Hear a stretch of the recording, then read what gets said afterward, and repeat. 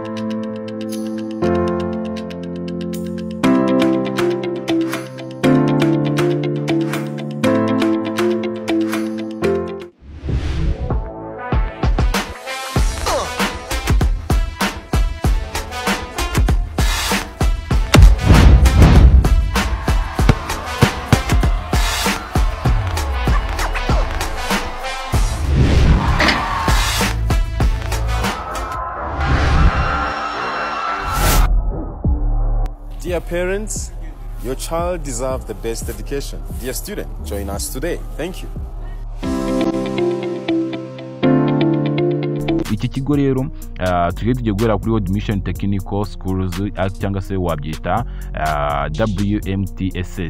TSS zabo tugiye kureba ukuntu zishyura ubundi turanze tuvuga ati bari abana nimba babasha kwa affording amafaranga cyane nawe nimba uri kunyumva nimba kino kigo wakigongera mbere na mbere turahera kuri first term igihembwe cya mbere bishyura school fees y'ibihumbi 115 iyo ni school fees bakishyura school uniform y'ibihumbi 29 bakishyura breakfast y'ibihumbi 20 maintenance free y'ibihumbi 10 bakishyura rame y'ibihumbi 5 bakishyura field study cyangwa se trip free y'ibihumbi 5 sport free bakishyura sport free y'ibihumbi 3 caution free y'ibihumbi 2 bakishyura insurance y'ibihumbi 2 bakishyura student card y'igihumbi ndetse na communication free y'ibihumbi 2 bakishyura na box file cyangwa se cluster box go cluster y'ibihumbi 2 bakishyura na registration free kwiyandikisha umunye ubwo bagatanga n'ibihumbi 5 byo kwiyandikisha bigora n'amafaranga 86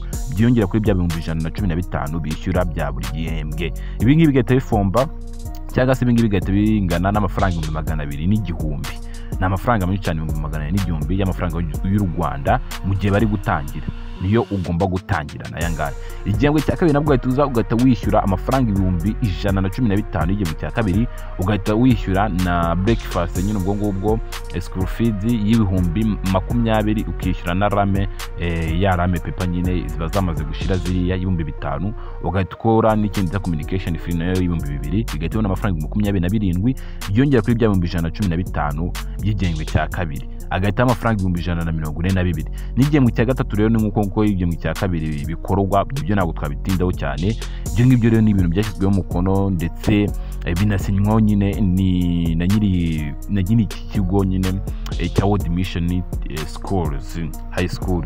Iki ni ikigo rero urumva ko iki kigo kihagazeho ibyo bintu ni ibintu biri high cyane ugereranyije n'ibindi bigo dufite mu Rwanda kandi nk'iki ngiki aba ari ikigo gikomeye cyane ubundi ukijya kuri website yabo hari amagambo ituboneka nawe mwihangane banze nyabasomere nk'umuntu nyine uba wabagiye kubashakira inkuru mbaze mbasomere aya magambo ubundi avugwa kuri kino kigo cya World Mission. World Mission High School is a Christian and private schools which started in 25, owned by a faith-based organization called World Mission Frontiers, founded by missionaries Paul Kim. Umva ko Paul Kim ariwe wafoundinze iyi World Front, yari World Front mbere yuko iba World Mission High School. The school started with the mission of supporting poor students, vulnerable ones to achieve their goals for their future. Batangiye nyine bafasha abana bakennye bo mu miryango ikennye itifashije nyine. Object was to support the government of Rwanda in the policy of education for all.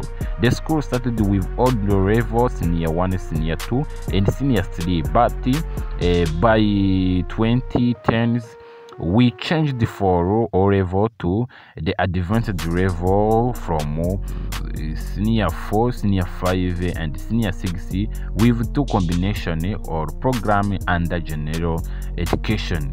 Hege ariyo history, economic and geography, Mege mathematics, economic and geography.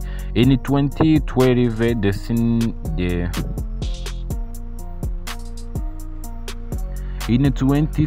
the school's administration made a decision to shift from general education to technical secondary school education with the goal of becoming a model technical school in Rwanda. We started 2 new programs under WDA, Workforce Development Authority, with computer science and accountancy and accountants. From 2017, World Mission High School was a technical secondary school with 2 different sectors or opinion.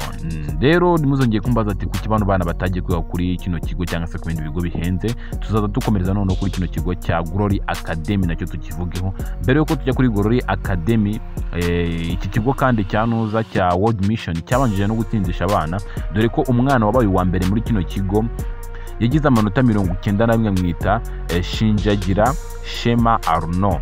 Uyu ni Shinjagira Shema Arno, aba yagize amanota 91 n'ibice 89 muri national examination yanuza nyine ya high school nyine muri nuza muri software development. Yagize amanota 91 n'ibice 89 muri software development. Akurikirwa n'Irakoze Mugisha Germaine wagize amanota nawe 91 n'ibice 58 nako na bitatu, numva ko mushije ibice bike gusa nawe muri software and development.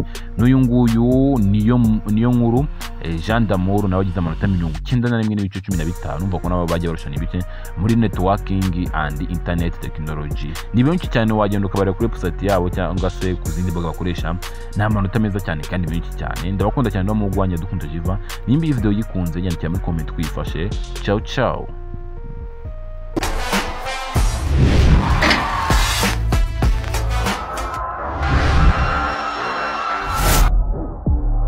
Dear parents, your child deserves the best education. Dear student, join us today. Thank you.